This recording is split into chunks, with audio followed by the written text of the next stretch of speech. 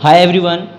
Last class में हमने देखा था order of a entire function, और order of a entire function के आज कुछ एग्जांपल हमें सॉल्व करने। ठीक है, लास्ट क्लास में मैंने ओनली उसकी डेफिनेशन समझाया था और एक या दो एग्जांपल मैंने बताए थे। आप वो वीडियो प्लेलिस्ट में जाके देख सकते हैं। तो देखिए, आज का हमारे पास क्वेश्चन है फाइंड द ऑर्डर ऑफ ई की पावर ए जेड।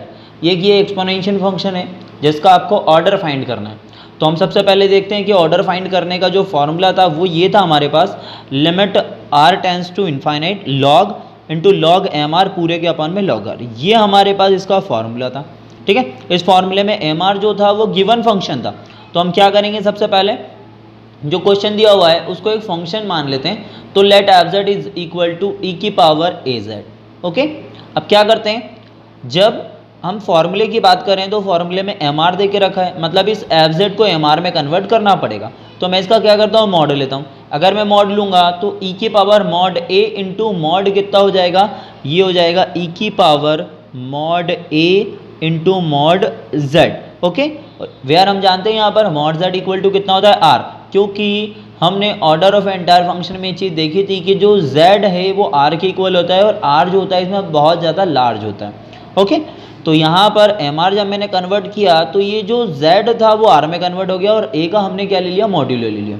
अब ऑर्डर ऑफ ए फंक्शन, इसका फॉर्मूला अगर हम देखें तो फॉर्मूला है आपके पास limit r tends to infinite log into log m r पूरे के अपॉन में log r is equal to limit r tends to infinite log. अब चूंकि लॉग जैसा कि वैसा है और एम आर का वैल्यू जो है आप देख सकते हैं ये दिया हुआ है पूरा के पूरा, ई की power mod a into r पूरे के अपन में लॉग आर। हम जानते हैं log e mod a r, तो यहाँ पर लॉग से ही हो जाता है कैंसिल, कितना बचता है मॉड ए आर।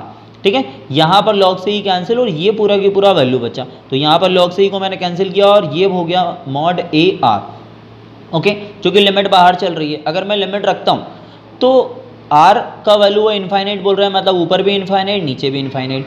जब भी इनफाइनाइट अपॉन इनफाइनाइट का केस बनता है तो हम फंक्शन को डिफरेंशिएट कर देंगे, उसका अवकलन करेंगे। तो हमने किया अवकलन differentiate with respect to r, क्योंकि ये पूरा के पूरा आर का फंक्शन है। तो यहाँ पर देखें, इस पूरे का मैं डिफरेंशिएशन करूँगा तो लॉग एक्स का क्या होता है, 1/x। इसी तरह से अगर मैं लॉग मॉड ए आर का करूँगा तो कितना होगा, ये मेरे पास ये होगा limit r tends to infinite. देखें यहाँ पर मैंने किया लॉग मॉड ए आर का डिफरेंशिएशन। ठीक है, आगे मैं डी अपॉन डी आर लगा देता हूँ तो ये हो जाएगा कितना, 1 अपॉन मॉड ए आर। अभी आपने लॉग का किया था, अब इसकी भी बारी है, इसका करेंगे हम। तो ये होगा मॉड ए और आर का कितना होगा, 1। तो सेम प्रोसीजर से मैंने इस वाले का डिफरेंशिएशन जो किया वो मुझे ये मिल गया। और अपॉन में आप देख सकते हैं लॉग आर चल रहा है तो लॉग आर का कितना होगा, 1 अपॉन आर होगा। अगर हम यहाँ पर देखें तो ये हमारे पास मॉड ए से मॉड ए कैंसिल हो जाएगा और ये 1 अपॉन आर भी बन रहा है, तो 1 अपॉन आर से ये 1 अपॉन आर भी कैंसिल, कितना आ गया, 1। हैंड द ऑर्डर ऑफ ई की पावर ए जेड इज 1। तो ये एक्सपोनेंशियल फंक्शन था हमारे पास जिसका ऑर्डर कितना मिला, मुझे 1 मिला। अनदर एग्जाम्पल हम देखते हैं यहाँ पर, find the order of a function. तो एक ट्रिग्नोमेट्री फंक्शन दे के रखा है कॉस जेड। हम क्या करेंगे, सेम प्रोसीजर अप्लाई करेंगे। तो कॉस जेड को मैंने फंक्शन बना दिया, let f z equal to कितना, कॉस जेड। अब डायरेक्टली हम कॉस जेड को लेके सॉल्व नहीं कर सकते, तो इस केस में जो कॉस की सीरीज है हम वो रखेंगे। अब क्यों नहीं सॉल्व कर सकते, क्योंकि रीज़न ये है, अगर मैं कॉस को रखता हूँ डायरेक्टली तो वहाँ पर फिर मैं लिमिट रखूँगा और लिमिट रखने के बाद भी मुझे इनफाइनाइट अपॉन इनफाइनाइटी बनेगा वो। आप ये रख के करके देख सकते हैं। ओके, और ये ट्रिग्नोमेट्रिक फंक्शन है। ट्रिग्नोमेट्रिक फंक्शन जब भी दिए हुए रहेंगे तो हम पहले उसकी सीरीज़ पर जाएंगे।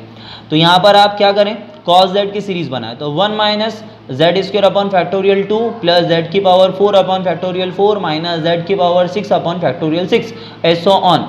ये जो सीरीज़ चलती है वो इवन फंक्शन के टर्म में चलती है और साइन जो रहते हैं वो अल्टरनेट चलते हैं। ठीक है, वी कंक्लूड दैट। अब क्या करता हूँ, मैं मॉड लेता हूँ। अगर मैं कॉस जेड को मॉड कॉस जेड करता हूँ तो यहाँ पर इक्वल का sign less than equal to convert हो जाएगा और ये 1, और चूंकि ये माइनस जो है वो मॉड के कारण ये प्लस बन जाएगा। तो सेम जितने भी माइनस है वो सब के सब क्या होगा, प्लस।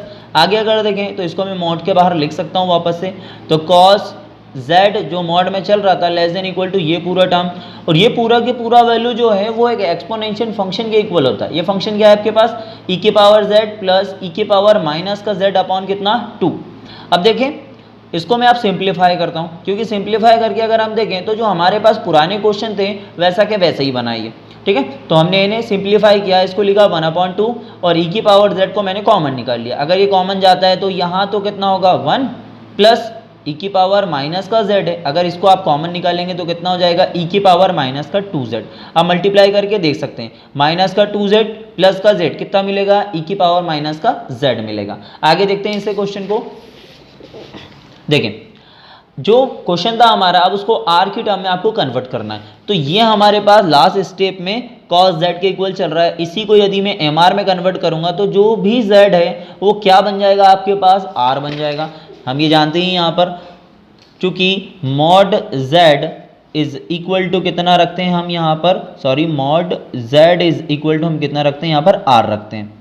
ओके तो ये mod z equal to r रखें अपन ने, तो mr इज इक्वल टू कितना 1/2 e की power r plus 1 plus e के पावर माइनस का 2r। जो लास्ट वाला वैल्यू था उसको मैंने z को r में कन्वर्ट कर दिया। अब इस 2 को मैं वापस से अंदर ले जा रहा हूँ, तो e के पावर r 1 प्लस e के पावर माइनस का 2r/2 बोथ साइड का लॉग ले लीजिए। तो यहाँ पर आप लिख सकते हैं taking log on both side, यहाँ पर लॉग हमने बोथ साइड का ले लिया तो ये हो गया लॉग mr। अब मैं लॉग क्यों ले रहा हूँ, उसका रीज़न है by definition of order of an entire function. तो जो डेफिनेशन है उस डेफिनेशन में देख सकते हैं आप लॉग इंटू लॉग mr, मतलब लॉग mr चलता है, तो जिसके लिए मुझे लॉग mr करना पड़ेगा, तो mr को मैंने लॉग mr में कन्वर्ट कर लिया। तो लॉग mr राइट साइड पे आप देख सकते हैं ये पूरा फंक्शन का लॉग लेना है, इसलिए मैंने ब्रैकेट लगा दिया। अब यहाँ पर एक फॉर्मूला लग रहा है log m into n is equal to क्या होता है log m plus log n। m के लिए ये वैल्यू आएगा, n के लिए ये वैल्यू हो जाएगा।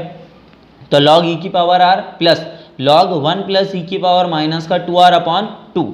ओके यहाँ पर ये m है ये n है, ये दोनों के दोनों हो गए प्लस में। अब हम जानते हैं log e की पावर x अगर है आपके पास तो log से ही कैंसिल होता है और क्या बचता है x बचता है।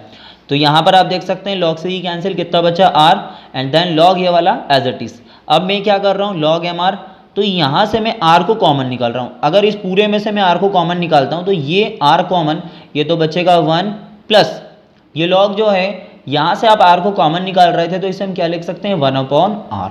अब मेरे पास log mr का वैल्यू है, मुझे क्या करना है ओनली डेफिनेशन में रख देना है। तो डेफिनेशन क्या है, order of an entire function की limit r tends to infinite log mr upon में log r is equal to limit r tends to infinite log। अब इस पूरे को मैंने क्या किया, ये log तो आपका पहले से ही चल रहा था और ये log mr का जो वैल्यू है वो मेरे पास ये है, मैं यहाँ पे रख देता हूँ। तो ये हो जाएगा log r एंड ब्रैकेट में ये पूरा के पूरा वैल्यू अपन में क्या चल रहा है log r। समझ में आ गया आपको, ये log mr जो है इस पूरे का वैल्यू ये है, तो ये हमने यहाँ पर रखा और ये log आपका पहले से चल रहा है।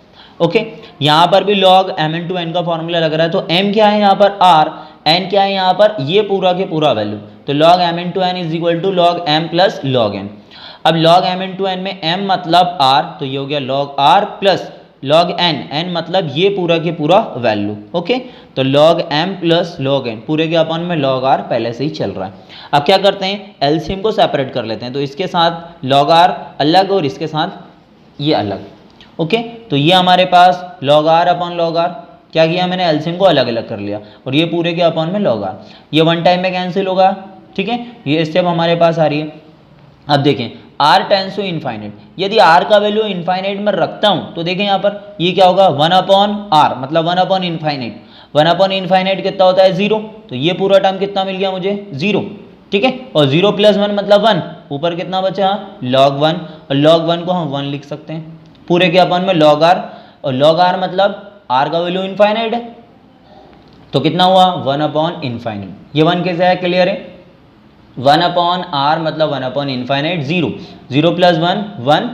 ठीक है क्योंकि ये पूरा तो पूरा आपका इस फंक्शन से सॉल्व हो जाएगा क्योंकि मल्टीप्लाई में, और हमारे पास कितना आ रहा है 1/∞, क्योंकि ये log r मतलब log इनफाइनाइट मतलब इनफाइनाइट ही होगा, और 1/∞ कितना 0 और ये 1 आपका चल ही रहा है, तो 1 + 0 मतलब कितना 1।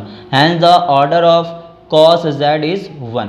मैं आपको एक होमवर्क के लिए क्वेश्चन दे रहा हूँ, आपको करना है यहाँ पर आपको करना है f z is equal to sine z, और साइन जेड का आपको ऑर्डर निकालना है। ओके, मिलते हैं बच्चों नेक्स्ट वीडियो में।